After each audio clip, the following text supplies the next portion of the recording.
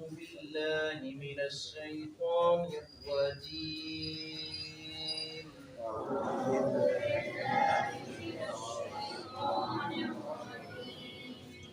بسم الله الرحمن الرحيم.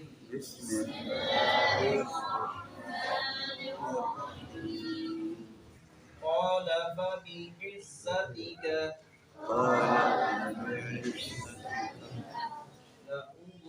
لأغوينهم أجمعين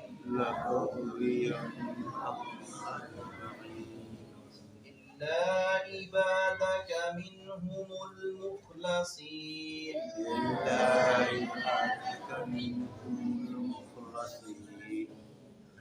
قال فالحق والحق أقول لأملأن جهنم منك وممن تبعك منهم أجمعين.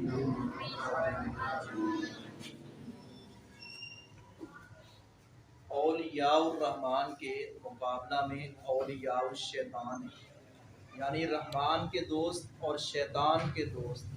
جو رحمان کے دوست ہیں کامیابی ان کو ملے گی، اور جو شیطان کے دوست ہیں وہ تو ناکامی اور ذلت ان کا مقدر بنے گی، اس کا وہ سامنا کریں گے، وہ اللہ رب العزت کی گرفت سے نہیں بچ سکیں گے. شیطان کی کوشش ہوتی ہے کہ ہر ایک کو جال میں پھنسایا جائے.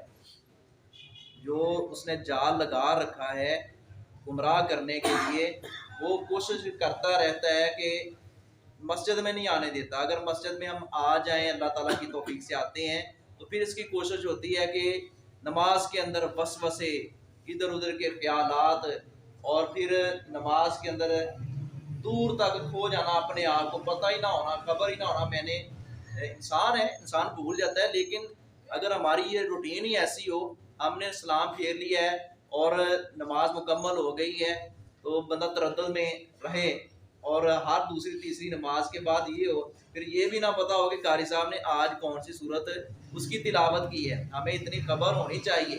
اور بالخصوص وہ صورتیں جو کلام اللہ کی آخری صورتیں ہیں، ہر ایک کو زبان نہیں آتی ہیں، ساری کی ساری نہیں بھی آتی، تو کچھ نہ کچھ آئیڈیا تو ہو جاتا ہے کہ کون سی صورت پڑے گی. ہماری توجہ کے لیے یہ چیزیں جو ہیں سامنے ہمیں رکھنی چاہیے کہ امام صاحب نے آج مغرب کی نماز میں کون سی تلاوت کی ہے، عشاء میں کون سی کی ہے، فجر کی نماز میں کون سی صورت کی تلاوت کی ہے. یعنی کہ یہ چیزیں جو ہے سوچنے کی، ہمیں ساری نماز پڑھ لیتے ہیں اور اکثر ہمارے ساتھ ایسا ہوتا ہے. چلو کبھی کبھار تو ہو گیا نا، انسان ہے، بھول جاتا ہے بندہ. بھولنا انسان کی یہ اپنا صفت ہے، انسان نسیان سے انسان بھول جاتا ہے. لیکن ایک ہوتا ہے کہ خیالات میں مولانا ارشاد اللہ قصری صاحب حافظہ اللہ نے نماز میں خشوع و خضوع پر تفصیلی انہوں نے ایک تحریر لکھی ہے، بلکہ ایک کتاب ہے، اس کے اندر یہ ساری چیزیں موجود. کہتے ہیں ایک ہے وسوسہ آنا، ایک ہے وسوسہ لانا. وسوسہ آ جاتا ہے لیکن اس کو دور کرنے کی کوشش کرنی چاہیے. یہ نہیں کہ وسوسہ یا خیال آیا تو بندہ اس کے پیچھے چلا جائے اور بندہ سوچنا شروع کر دے کہ میں نے فلاں کام کیا تھا ابھی ادھورا رہ گیا، حتیٰ کہ وہ سلام پھیر لیتا ہے تو اس کو پتہ نہیں ہوتا. تو یہ شیطان پھنساتا ہے. حضرت عثمان بن نبی اللہ کہنے لگے اللہ کے رسول، شیطان میرے اور نماز کے درمیان حائل ہوتا ہے اور اس طرح حملے کرتا ہے نماز کے اندر، تو میں کیا کروں؟ نبی صلی اللہ علیہ وسلم نے فرمایا اعوذ باللہ پڑھ کر ایسے جب وسوسہ آئے تو بائیں جانب 3 مرتبہ پھونکا کرو.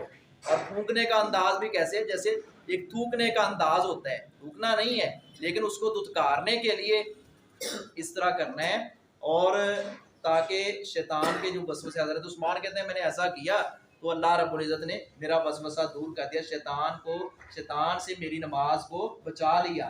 تو نبی صلی اللہ علیہ وسلم نے کئی ایک ایسے مواقع ہیں آپ نے شیطان سے اللہ رب العزت کی پناہ مانگی ہے کہ اللہ بچا لے شیطان کے جال سے، اس کے نرغے سے بچا لے ہمیں. حتیٰ کہ رسول اکرم صلی اللہ علیہ وسلم نے یہ بھی تعلیم دی ہے، میاں بیوی صحبت کرتے ہیں تو دعا پڑھی جائے تاکہ اس کے نتیجے میں ہونے والی جو اولاد ہے، وہ جو عمل کر رہا ہے وہ شیطان کے جال سے بچ جائے گی، پھنسے گی نہیں، ہدایت یافتہ ہوگی.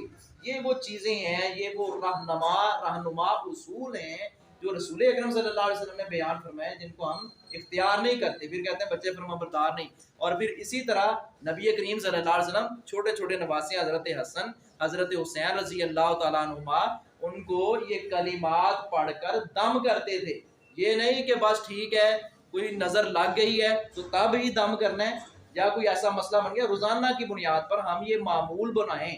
کلام اللہ کی آخری 2 صورتیں، جو بچے معصوم ہیں، چھوٹے بچے ہیں، وہ خود ان کو نہیں صورتیں آتی، اور باقی بڑوں کو تو خود اہتمام کرنا چاہیے۔ اور نبی صلی اللہ علیہ وسلم نے یہ صورتیں، آخری جو صورتیں ہیں 3، یہ تو آپ ہر نماز کے بعد پڑھا کرتے تھے۔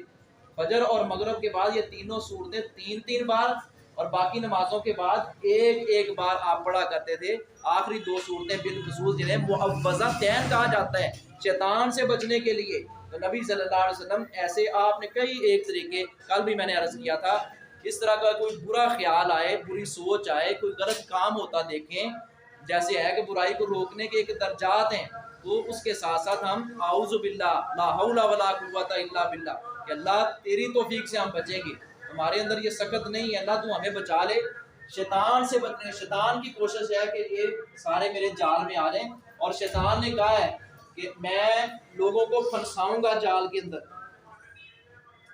اس نے قسم کھا کر کہا ہے، شیطان نے قسم کھا کر کہا ہے کہ اللہ کی عزت کی قسم ہے میں ضرور بالضرور گمراہ کروں گا۔ اس نے اپنا فل زور لگانا ہے کہ بس لوگوں کو میں پھنسا لوں، اس نے خود بھی جہنم میں جانا ہے، اور اس کے ساتھ اس کے پیروکار سارے کے سارے جہنم میں جائیں گے۔ تو اللہ رب العزت نے شیطان کی اس چالوں کا ہی ذکر کیا ہے۔ قال، اس نے کہا، فابی عزتی کا، تیری عزت کی قسم، شیطان کہہ رہا ہے اللہ رب العزت سے مخاطب ہو کر، اس نے کہا کہ تیری عزت کی قسم، لأغوینہم، البتہ میں ضرور گمراہ کروں گا، البتہ میں ضرور گمراہ کروں گا، لأغوینہم، البتہ میں ضرور گمراہ کروں گا، اجمعین، سب کو، الا عبادک منہم المخلصین، سوائے تیرے بندوں کے، منہم ان میں سے، المخلصین جو خالص کیے ہوئے ہیں، کاش کہ ہم وہ بندے بن جائیں جو خالص اللہ رب العزت کے کیے ہوئے بندے ہیں، خالص اللہ کے نام لیوا ہیں، اللہ رب العزت کی توحید اور اللہ رب العزت کی اسماء صفات اور اللہ رب العزت کی جو حاکمیت ہے اس کے اصل جو ہیں متوالے اور شیدائی جو ہیں، کاش کہ ان محبین میں ہمارا نام آ جائے۔ یہ جو اللہ رب العزت نے، اس نے شیطان نے کہا کہ میں سب کو گمراہ کروں گا مگر تیرے خاص بندے، وہ ہم خاص بندے، اللہ تعالیٰ کا شکر ہے ہم نمازی ہیں، لیکن صحیح معنوں میں ہم وہ اپنے اندر کوتاہیاں دور کریں تاکہ ہمارا شمار ان مخلصین میں ہو سکے۔ قال فالحق، قال، اللہ رب العزت نے فرمایا، فالحق، بس حق یہی ہے، والحق کا اقول، اور حق بات ہی میں کہتا ہوں۔ اللہ رب العزت نے فرمایا حق یہی ہے۔ یہ جو شیطان نے جو باتیں کی ہیں نا کہ میں گمراہ کروں گا تیرے بندوں کے سوا، میں سب کو گمراہ کروں گا، فرمایا حق یہی ہے اور میں حق بات ہی کہتا ہوں۔ لَأَمْلَأَنَّ جَهَنَّمَ، البتہ میں ضرور بھر دوں گا جہنم کو۔ شیطان کہہ رہا ہے میں ضرور گمراہ کروں گا، اللہ رب العزت بھی فرما رہے ہیں کہ میں ضرور بھر دوں گا جہنم کو، من کا، تجھ سے۔ اللہ رب العزت نے جہنم بھی بھرنی ہے اور جنت بھی بھرنی ہے، اور جہنم کے اندر کثرت ہوگی انسانوں کی، جنوں کی، وَلَقَدْ ذَرَأْنَا لِجَهَنَّمَ كَثِيرًا مِنَ الْجِنِّ وَالْإِنسِ، اللہ رب العزت نے فرمایا انسانوں اور جنوں کی کثرت کہاں ہوگی؟ جہنم میں۔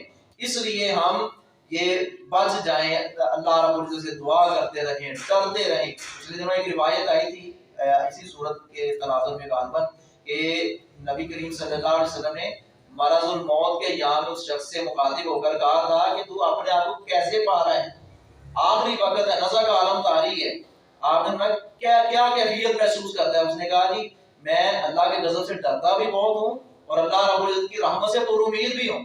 نبی کریم صلی اللہ علیہ وسلم نے فرمایا جس کے اندر یہ دونوں چیزیں جمع ہو جائے نا، وہ اللہ رب العزت کے غضب سے بھی ڈرے اور اللہ رب العزت کی رحمت سے بھی امید رکھے۔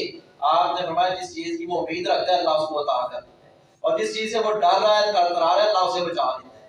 اس لیے یہ دونوں چیزیں ہمیں ہمارے اندر، صرف یہ نہیں کہ جی اللہ رب العزت کی رحمت بڑی ہے اور ہم گناہ کرتے چلے جائیں، کوئی بات نہیں ہے جی یہ اللہ رب العزت بڑا غفور رحیم ہے، نہیں، یہ دونوں چیزیں ہمارے اندر موجود ہونی چاہیے۔